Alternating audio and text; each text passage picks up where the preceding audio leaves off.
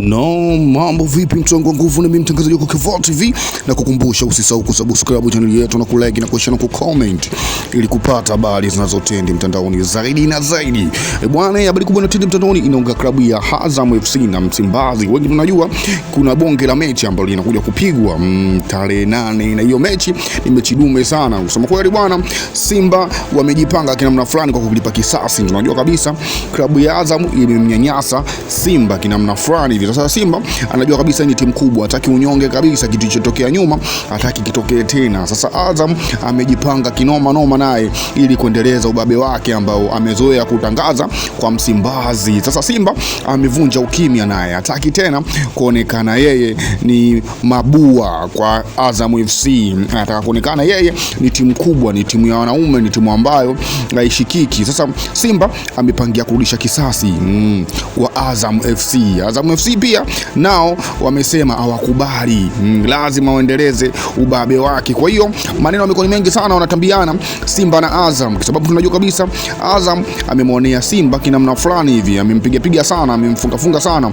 Sasa Simba ameona so kweli, kwa nini anakuwa anaonewa sana na Azam FC? Na tunajua kabisa Simba akicheza na Azam FC sometimes anaanzaga kutangulia, lakini goli zinachomolewa na anafungwa, au sometimes anafungwa tena, anafungwa bila kupata goli Msimbazi. Hicho kitu bwana kimeona sio kweli. Sasa mechi hii inayokuja ya Simba na Azam, Simba wameamua na wameka mikakati mikubwa sana kwa kurudisha kisasi tena kwa Azam FC.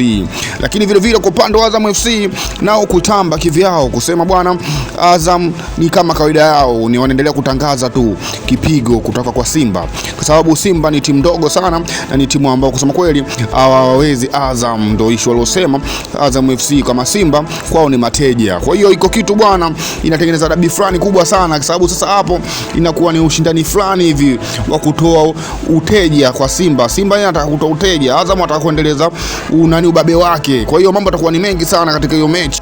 Lakini bwana Simba wameamua kumpa soa na chazi ya wai mechi, ndio wao wameibeba mkononi. Kwa hiyo Simba wameamua hii mechi bwana wampe soa na chazi ya wando, wao wameibeba mkononi, wawape ushindi, wape ushindi timu ya Msimbazi. Kwa hiyo mechi bwana Simba wameipania kinoma noma, wataki tena uteja, wataki tena kuonewa na Azam FC. Maneno yamekuwa ni mengi sana, utani umekuwa mengi sana kwa Azam kumtania Msimbazi, na tunajua kabisa Simba kwa sasa hivi amesajili vizuri sana na ana timu bora sana.